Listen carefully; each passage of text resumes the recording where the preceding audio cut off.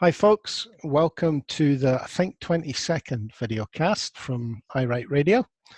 I've got Stuart Lockhead and Jimmy Hutton with me. I'm Norris Stewart. I feel it in my water that Jimmy's got an explosive rant hidden under that shaved bonnet of his. Jimmy. Well, there's a few, mate. There's a few. Who do I want to have a go at first? I mean, Boris and Michael Gove have made it very easy for you to have a pop at them this weekend. I think I'd like to have a go at the press in general. I've just finished, like you guys, watching the presser with Nicola Sturgeon. And the questions were ludicrous, ridiculous. I do wonder sometimes if there's an agenda. In fact, I no longer wonder. We know there's an agenda with the media to try and make the Scottish Government look bad. It's a raison d'etre. But when we find out this morning that the four biggest manufacturers of personal protection equipment in the United Kingdom are now refusing to ship to Scotland, they're prioritising England over Scotland, and not one of the press asked a question on that today. Ludicrous. They asked plenty of questions about care homes, though.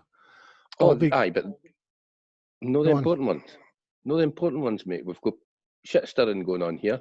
We've got people for establishment newspapers and establishment press organisations who are deliberately setting out at the First Minister's press conference to make her look bad and to make the actions of the Scottish Government look bad. Primarily because the British government are making such a pig's ear of this that they've been instructed by their owners not to ask difficult questions. Be polite to the British government. Be nice to them.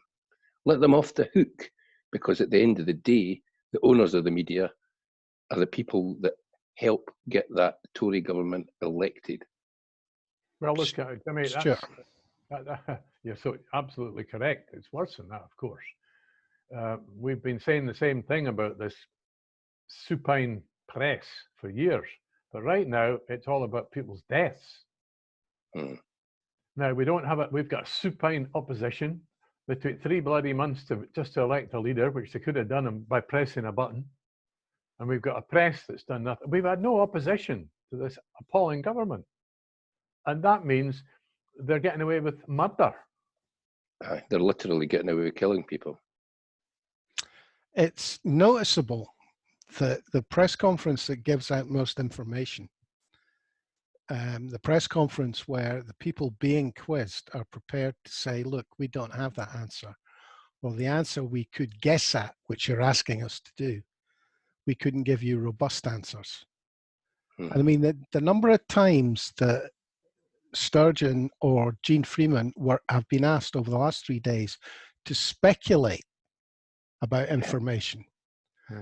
In other words, what they're looking for is a number that's going to be wrong, that they know is going to be speculation, that they can then throw back at them. But I was particularly interested in Robert Kilgour, who's the CEO of a group of care homes.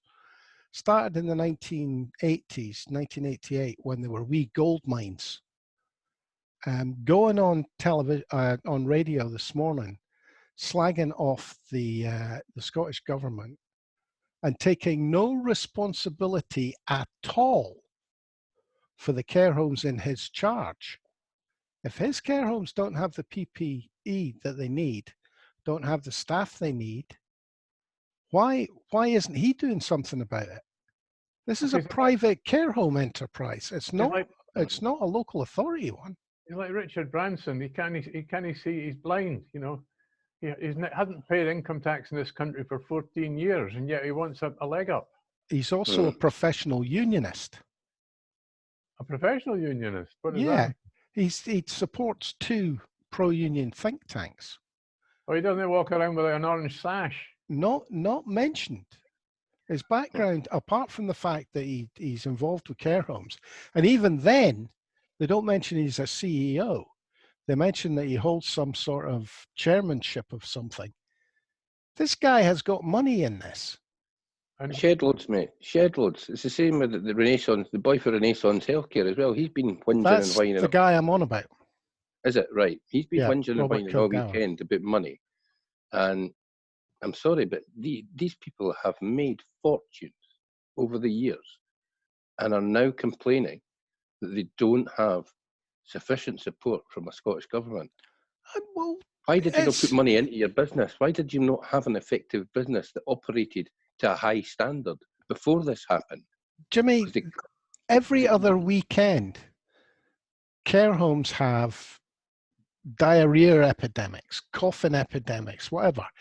They are probably the most used to having to shut down, and they you're need probably right. PPE when any of these things happen in a care home. People are put into isolation in their rooms. The number of times that I couldn't get into my mother and father's care home because somebody had fallen ill with some transmittable disease. So they should be the best prepared. Can They I do just it bring up, 4 or 5 times a year, they've got to shut down. just coming back to this care homes not getting the PPE and it's all going to England. Is this the private sector or is it both sectors? Do we know? Well, we don't It's know. both. No, it's The guy from the Daily Mail, he bothered to ask a question about which suggested the Scottish government was dragging its heels. But he hadn't heard about this. It was on mainstream radio, I gather, on this morning. Kay Adams' show, is that about mainstream as you can get in Scotland? Yeah. This issue was brought up, and yet all he brought it up about was, well, I'm sorry, I'm not even going to bother telling you what he brought up about. I'm just going to call him a rat. A rat? Michael Blackley is a rat. You're going to have to tell us because I missed it. Because he works for Daily Mail. Oh, and right. He said that the Scottish government was dragging its heels about PPE compared to England, and yet the evidence on the Kay Adams show is the very opposite. Yeah, Well, you've got James Edwards for Sky News pushing a false narrative that PPE problems in Scotland are worse than in England, when, as far as I'm aware, the Scottish government's the only one of the 4 governments that has a direct line for people working in care homes and the NHS. If they have a problem with getting PPE, they can email the Scottish government. That helpline's open 24/7 and has ministerial oversight. In other words, the Health Minister and the First Minister check that every morning. And if there's a problem anywhere, then they start kicking asses. So I would venture to suggest that that's a far more efficient way of sorting out the pinch points than anything that's been thought up by any other government in the UK. I fully expect when this all washes through and we start looking at what actually happened, that there's going to be an awful lot of fault laid at possibly not the on-ground management at care homes, but the management above them, the people that procure stuff for care homes and then distribute it to the various care homes and under their care. Well, at that level, that management, it's all about profit. It's all about money. Because let's be honest, they do make an awful lot of money. They charge heinous sums to people that need their care. £1,000 a week. And a lot of it goes straight in the tail of the owners. I mean, we had the guy for the Sun as well the day. I've just forgot. I just had a look to him. I'm not what he asked the question of hospital-acquired infections. He wanted information on hospital-acquired infections. Now, there's only one reason for the Sun wanting that kind of information from the Scottish government, and that's to stir the shit, because they would never ask for that kind of information from the UK government because they support the UK government. And frankly, that information is not going to be given out because people would then start asking far too many serious questions. But when you get the Sun asking for anything that's actually factual information, you've got to ask why, because it's not like they ever print facts. But the narrative between the two presses is very different. Very different. They're obviously desperate. I mean, Gene Freeman apparently slipped up by quoting the 37% as the number of homes that had deaths, whereas in fact it was the number of homes that had reported suspected coronavirus infections. Yeah. But that mistake was made that would have made it look worse. So they can't really scream and shout about it. Had it been the other way around. I mean, as I say, I'm sorry, but those 4 manufacturers of PPE, they've maybe not been instructed by the government to only supply England or to prioritise England. They maybe not had it laid out plainly, but they've certainly been pressured to do that, because they wouldn't take that decision unless there had been political pressure. And whilst we're on about politicians and political pressure, can we just put out there that Michael Gove managed to get his daughter tested last week? It must be nice to be in a position where you can get family members tested. The argument there is ahead of care home staff who are still waiting for testing. The argument there is that our political class are essential to the running of the country. Michael Gove's not essential to the running of his own fucking house. Sorry for the language. We'd be better off without him, any of them at the top of this current government. I think the evidence points to that, and so did Ruth Wishart. Can I just give 2 short pieces of good news that possibly most people won't have heard, and they might still not have heard today, as well as the shielded group. In other words, the people that have definitely got underlying diseases, and they're almost certainly going to die if they catch COVID-19. There's the group beyond that, and I'm in that group. I've got illnesses and I'm over 70. And the good news in Scotland is they've now got a phone number which will be open tomorrow, 0800 111 4000, connected to your local council, and they will basically, if you've got nobody else helping you, they will provide you with a link to your local council, and somebody else will come around and make sure you get food and whatever else you need. And the other thing was, Jean Freeman, which this is the sort of figures you don't get anywhere else. The capacity in Scotland of the intensive care beds at the moment it's 585, and there's only 266 in use. And the target for the intensive care beds is going up to 700 soon. Effectively, they've done what they promised to do, Stuart. They said that they would double the capacity, and then when they got to that, they said they'd treble it, and they've done that. So, surprise, surprise, the Scottish government are getting things right. So it's just as well you report it, mate, because guaranteed it's not going to be on the mainstream media. It is really, really apparent that the pressure on the Scottish government is we need to find a mistake they've made from the press, whereas the press in England seem to be hell-bent on beatifying Boris Johnson. I noticed the headline was, I can't remember whether it was the Sun or the Mail, Bojo's Angels. Mm-hmm. I mean, wasn't it nice that Boris at least thanked foreigners for helping him? I bet you that stuck in his craw. I thought he was a foreigner. I thought he was American. Well, yes. Technically, he was born there. He's talk about melting pot. Alexander de Peffel, or whatever his real name is from many, many backgrounds. But it's nice to know that the rules don't apply to him either. That he comes out of hospital and he gets to retreat to his 40-odd miles to his country pile to recover. It's interesting. I think there will only be one resignation over all this. And she's already gone. She's already went, aye. You know. There you go. Can I just, there was a nice quote by Stuart Cosgrove, who's a man of great respect for Stuart, talking about Boris. And of course, if you remember when he got ill, there was a hashtag on Twitter, clap for Boris, we were told. Irrespective of your political views, you should stand at your door and give him a clap. So much for the global reach of social media. No one seems to have told Scotland. The silence was deafening. Clap for Boris. I mean, that was they never talk about these things down south. Why not? Oh, that's because they don't like people swearing either. It's interesting. There's no way the Scottish government is going to be allowed to be the most effective in this.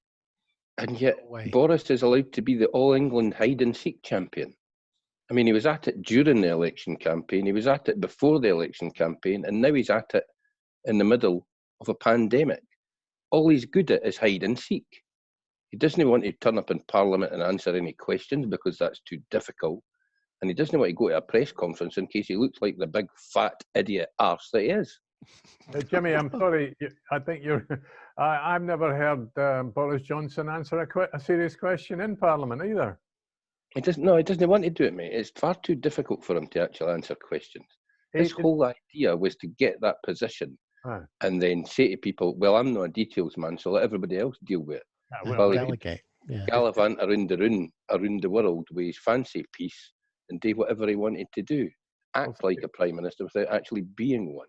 Unfortunately, he's now been spun out. He's been compared to Donald Trump, and at least we can assume that given that Boris actually went to Eton, he did get an education, whereas Trump obviously didn't. But everything is now fantastic. Every time Boris opens his mouth, if you ask him for anything, oh, it's fantastic, fantastic, absolutely fantastic. Boris calls everything tremendous. Sorry, Donald Trump calls everything tremendous. They're divvies. That's because Dominic Raab told him he needs to be able to communicate with the plebs. So he's not allowed to use any classic references or expressions. I hadn't thought of that. Do stop referring to Greek classical education, because it's the only, let's be honest, he got a degree in classics because it's the only thing he could get a degree in.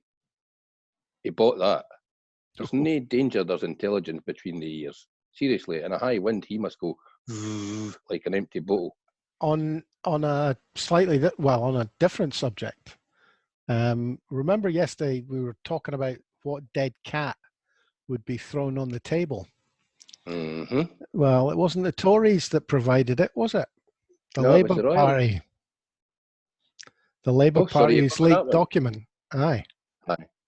Well, that's scandalous, mate. It just shows you that anybody that thinks voting for Labour will get them anything different is an idiot. I'm glad that Labour are on 14% in Scotland at the moment. The only problem I have with that is it's too high. It should really be about 1.4%. Well, don't get me started about Labour. They're missing in action. We've had no opposition at the most serious crisis in my lifetime, and the Labour Party have been twiddling their thumbs. Norrie, Keir Starmer has 36 hours, in my opinion. He has 36 hours to sack everyone named in that document for gross misconduct, because, let's be honest, deliberately trying to lose an election to the Tory party is gross misconduct if you're an employee of the Labour Party. Sorry, you'll need to every single one of them should go. Enlighten me. I mean, I'm sorry. If it says Labour and Keir Starmer, I just gloss over it. I haven't read anything about them for a week. Tell me what this is about. It's a report into the Labour Party, their handling of the 2017 election, where most of the officials employed by the Labour Party actively went out of their way to make sure that they didn't win that election in an attempt to get rid of Jeremy Corbyn. And it goes into hundreds of pages. There are thousands of examples of WhatsApp messages and text messages sent between these people. There are recordings of them speaking, saying that they need to get the trots out of the party and take it back. They're bank of rights, mate. And as I say, Keir Starmer's got 36 hours to sack every single one of the people named and involved in it. And if he doesn't, then we know the Labour Party is basically pink Tories, and they should be finished. And nobody should vote for them again, certainly not in Scotland. Oh, the pink Tories anyway. We're lucky. I thought you were going to go with the royal family story, mate. I thought we were going to go. What's this one? I missed this one. The good news story where Princess Beatrice has decided to have a much bigger wedding after this is all over to cheer the country up. Because what we really need to see is her fat man or pedo father on the telly live at a royal wedding. Oh, well. Dear. Mm-hmm.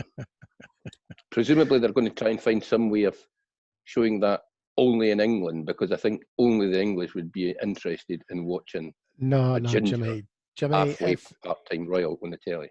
If it's got the Germans and the Union Jack in it, it'll be all over Scottish TV. That's true, mate. Although, Kim, I'd like to make a suggestion.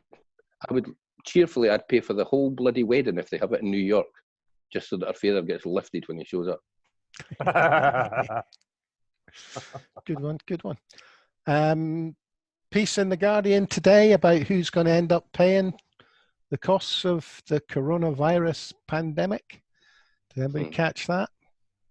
I've seen a couple of pieces going along that route, mate. It'll be interesting to see how many magic money trees they finally find at the back of Downing Street. Pretend that there's no cost to it. Effectively, they've broken it down to renters get the money. Renters being people who basically hire out lumps of land, business, buildings, etc. Don't work for their money. They just pick up rent. Their mortgages are being covered with no obligation to suspend rents for 3 months. Nice.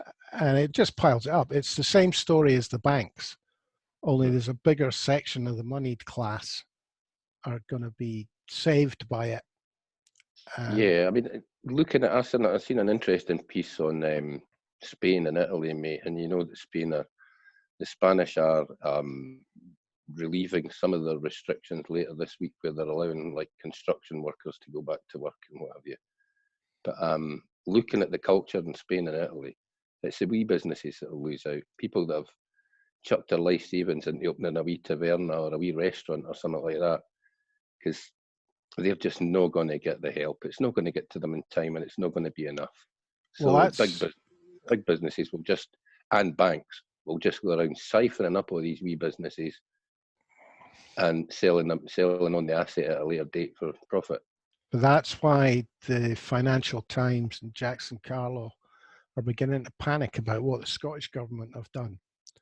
Because the Scottish government have apparently spread the money more thinly to more businesses. Yes.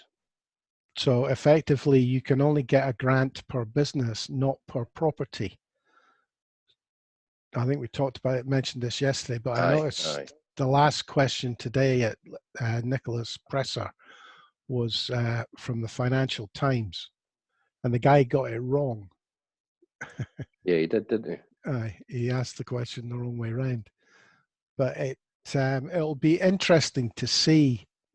Actually, two things about the fishing industry. It'll be interesting to see if the wee guys do get saved, because it seems to be what they've done is go for the guy with a single boat rather than the guys with 17 trawlers.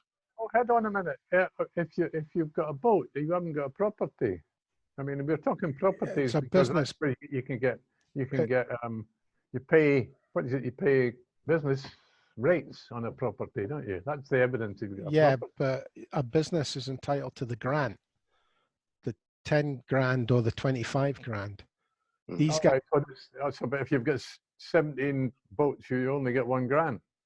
Well, yeah. I don't know. I don't know if it applies that way to the fishing industry, but the guys with one boat who've got a mortgage on that boat will at least get something to help pay that mortgage.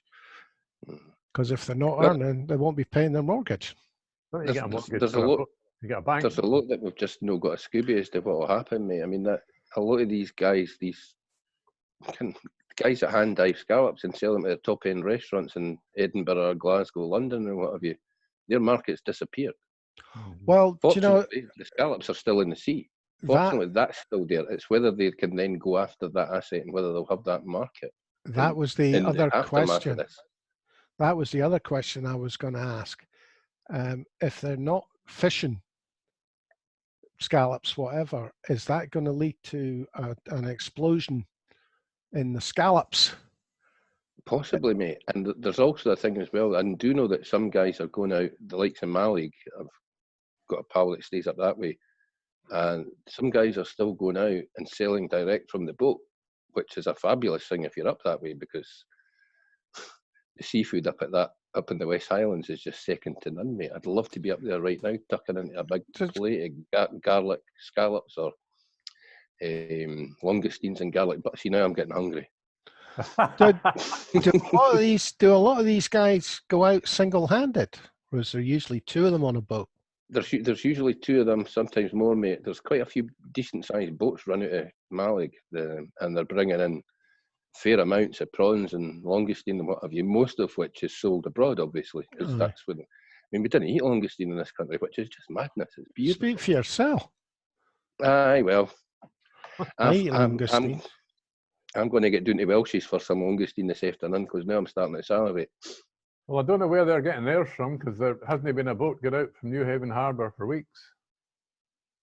They don't get them off the boats that go out New Haven Harbour. They get them off the boys on the West Coast. He gets his lobster for the or he gets a lot of his lobster for the boys that go to New Haven, mate. But most of the langoustine and the scallops and that all comes from the West Coast. Well, I do know that his mussels come from the West Coast because they get tractored in.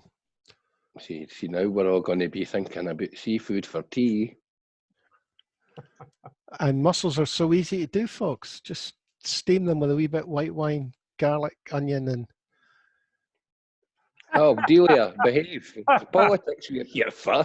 Easy. Oh, no, it's dead easy, man. Right, okay. Wee bit white wine, wee bit cream. Well, put the cream in last, but steam your mussels with the white wine and onion and garlic. Nora, you're going to have to wear a chef's hat on Friday and do the Swedish chef song as well. You forget, I ran the kitchen in, what do you call it, Nobles for a while. You did indeed. I used to get my fish for Welsh's. And were they still doing the go-go dances when you worked in there? Stuart, I'm barely old enough to remember what a go-go dancer is. Certainly too old to remember what to do with one. Too incompetent, I can maybe remember. Can't handle it though. But no. I do remember the days they used to do these tribute bands in there every Friday and Saturday. They were brilliant. That wasn't that long ago. That was only one owner ago. Oh, well. Was it? Can he be? Aye, it was. Until they turned it into a gastropub. Norrie? Yep. Did you wear your leopard skin coat when you were running the kitchen in Nobles? Now, there's no need to mention that. Sorry, pal. I have to say there is a worse picture going about, but we won't talk about that either. Right. Yes, that took me back a bit. Anybody that's watching or listening that's interested, check out the Portaleith Facebook page. There's some crackers on there. You'll come across some good footies. Right, guys, anything else? Well, apart from Jackson Carlaw having promised not to bring the Constitution into it, bringing the Constitution into it. Mm. I think he's been quite fortunate that quite a lot's happened over the last couple of days, but I fully expect him to get an absolute roasting for that come Cyber First Minister's questions on Thursday. They're doing it again. I believe so, yeah. I think they're actually... Easter holidays. Well, I think they're trying to set it up so that it can be a full FMQs. Splendid. Well, all the questions, in other words, all the backbenchers. Well, they'll need to be a bit quicker about their questioning because it took 3/4 of an hour just with the leaders. Yeah. Well, let's be honest, it took about 20 minutes for Jackson Carlaw to do 4 questions because his questions lasted 2 minutes and Nicola's answers lasted 3. It was ludicrous. Yeah, well, there's another story altogether. I've got one genuine criticism of Nicola Sturgeon. She takes too long to answer most questions. Mm. She definitely belts and braces it. She doesn't leave any room for any misinterpretation. No, she never does a do. Yes. I used to like that when Alex Salmond would stand he was up. good at that. He'd get sick and tired of stupid questions. You just say, no. Egypt. Well, who was that? Who did he do that to? Stood up like idiot, sat down again. Excellent. Well, we'll call it a day at that then, folks. If nobody's got a wee funny or whatever to throw in. No, really, no. You're looking very contemplative. No. You look like you're contemplative even. Contemplative. That's what I was looking for. I was going to tell you a joke, but I thought I better no, really. How? Well, I was out for my constitutional and I happened to walk past Soughton Prison and I saw a dwarf climbing down the wall, and I thought, that's a little bit condescending. Oh, Dear me. oh, that, See, I yeah. shouldn't have put the bit in there. Little Oh, condescending is the actual punchline, mate. I think maybe, yeah, that just slips into joke category and no more to me. Little condescending. I'm glad I No, never no, came out with that jokes. one. Right, we'll call it a day at that, folks. Thanks for joining us, those of you that did. I hope you enjoyed listening and watching. Thanks, Stuart Lockhead. Thanks, Jimmy Hutton. I'm Norrie Stewart, and we'll catch up with you tomorrow.